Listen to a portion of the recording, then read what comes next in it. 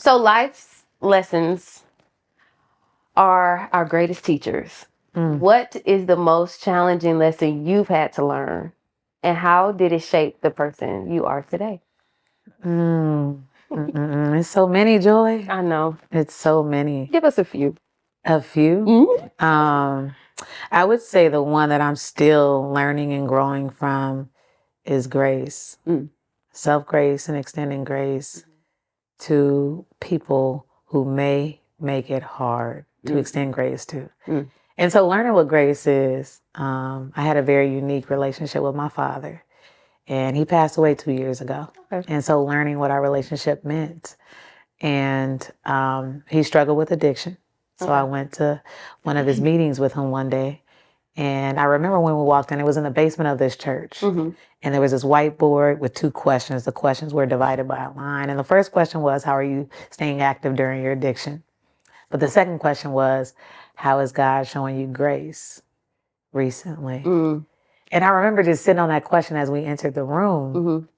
And when we sat down, you go around and it's just like you see on TV. When you go to those meetings, yes, hi, I'm Marky, my addiction is, right? And so they got to my father and he shared his. And I was just like, I'm here to support my father. And listening to him answer that question changed my life, and it changed our relationship in that moment, because I had held some things against him for a long time. And he explained what grace was. And he said, well, when I think about it, you know, justice is when you get what you deserve. He said mercy is when you don't get what you deserve. And he said grace is when you get what you don't deserve. And he sat in that for a minute. And my dad was one of the smartest people I know. He didn't graduate from college, but one of the smartest people I knew. And he sat on that and he got quiet. And the pause was so pregnant, so long, that I looked at him just to make sure he was still with us. And I had never seen him get emotional. And he had gotten emotional, and he said, grace is my daughter sitting here with me today. And that took me to a different place, because for so long, I had not forgiven. I had not let go. And to see how heavy that was on him, and to actually witness the power of addiction, and to see how he was trying, it made sense of a lot of things. And I just remember feeling so sorry. I just remember feeling, just quite honestly, like bad.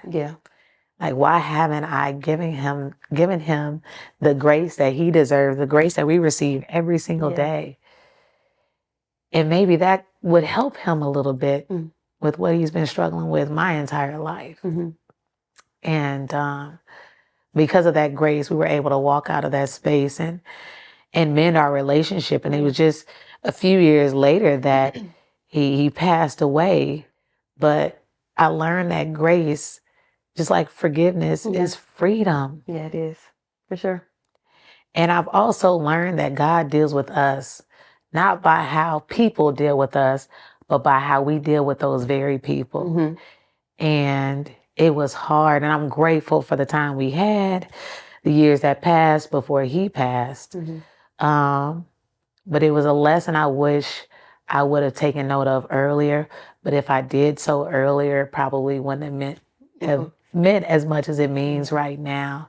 And so, yeah, that's a lesson I'm still digesting, but I'm able to take that into every space that I'm in and every relationship that I have. But it's a hell of a lesson to learn. Oh, yeah, for sure. That way, in that way. For sure. And I think I'm on the other side of, I've given people grace so much. And we even had an episode about forgiveness. And I've seen it. Yeah. I watched it. My friends are like, no, is everything forgivable? Me? I was like, yes, it is. Everything is. But I've been this way since I was a little girl. And I've learned how to weigh it now better. Like, this person, everybody deserves grace. But I don't have to be the extender of that. I'm going to let God. Because half of these people I may not even know. And I'm like, but they need grace. Oh, no, they need love too. And even I told the story of the person who molested me seeing him. and they were like, "You forgave him?" I waved because my forgiveness is that strong. Like, and I'm not saying that's easy for everybody because it's not. But I had to learn to allow God to help those people, because me giving grace was just like, oh, okay, for them, oh good, well, we could just move on. No, sometimes God wants to teach them a lesson in their pain and and bring purpose out of that. So I had to learn to let God be God and do it His way versus me jumping in and being God. Like, I can fix it. I got it. And that's what grace too soon, it'll mess up the lesson sometimes. So That's I had to true. learn that. That's true. I had to let some things go, even with a family member of mine. Like, I tried to just do everything, show love, show grace, show forgiveness, and it's just like, no. And a friend of mine just told me a few days ago, Joy, you can't pour your pearls on the swine right now. And God is changing people. And so the time frame is always God's timing. And I be doing stuff too soon. My love is limitless. It's crazy. So I've had to learn how to step back, let the lesson be taught and learned and accepted, and then Joy, okay, now we apply this grace that you love to apply. So, but that's a beautiful story. How does it feel for you to be able to extend grace in moments like the one you shared? Amazing. Because it's so sincere. And at first, I always felt a little weird or different, abnormal, because I would be like around people who could be angry and who could really be holding on to things. And I'm like, should I be mad? That's what should I really be upset right now? Or people would say, you just don't care. I do care. I'm just saying the solution is love. Yes. Like, but I care, and it always came off to people as though I didn't, or I was just moving on to move on. And I'm like, no, like, my heart is really in a place of, I don't want to be upset. And who wants to be mad all the time? Yeah, you Like, said genuine. Yeah. Like, it's got to be genuine, It's because grace genuine. is not, okay, you got it. Right. Yeah, you got it. That's cool. No, that's not grace. And then too, grace for me, because I'm not a perfect person, and so I've learned, like, because I need forgiveness and I need grace, it's so easy for me to extend it. Because I know I'm the same, or I may need your forgiveness one day, so I'm not going to hold it against you. But it can be hard to extend that grace to people that are closer to us. Yeah.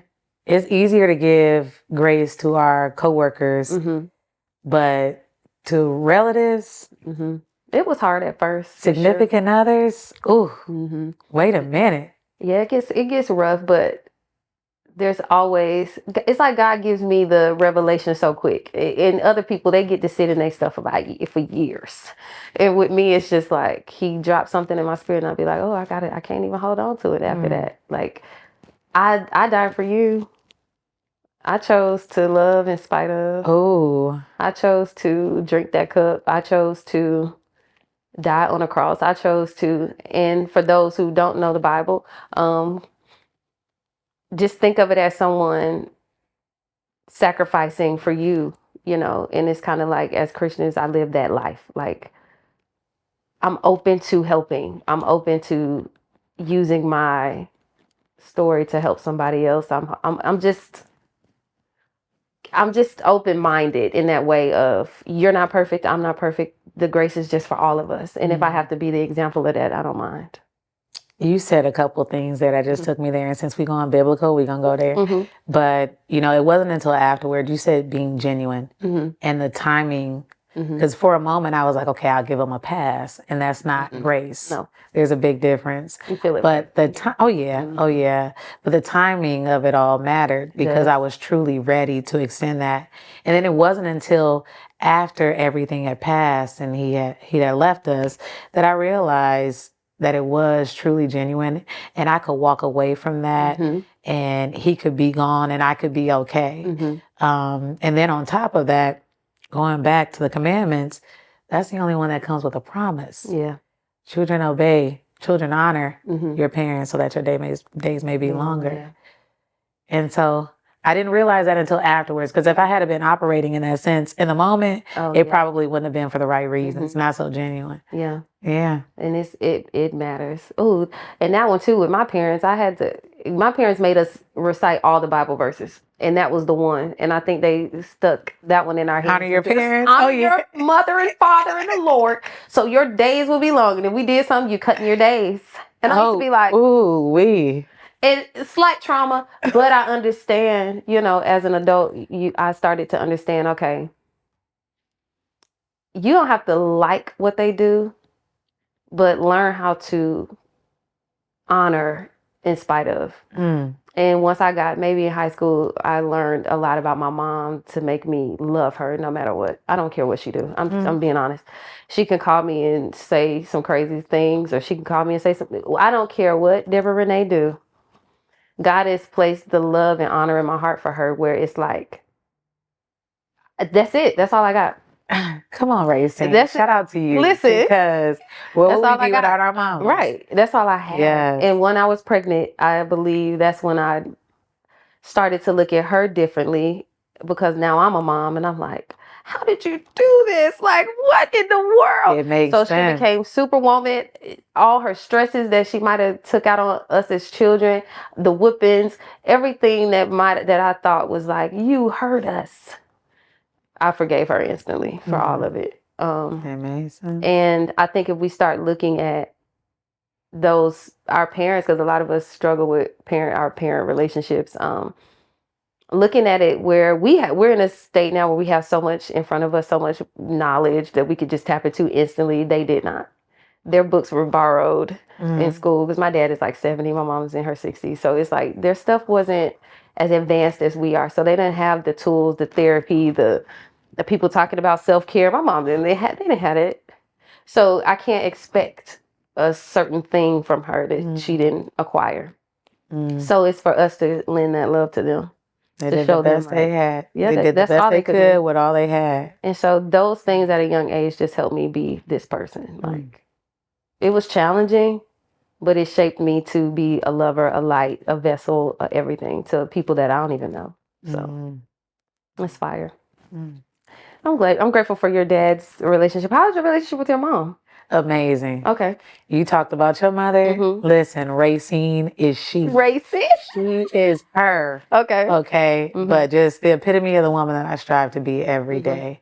And when I talk about my relationship with my father, it was very, very much because of my mom that I was able to mend that relationship. My mom never told me a thing about my dad. She never told me a thing about my dad's addiction. And I would have questions, and she would always protect him. And call your dad.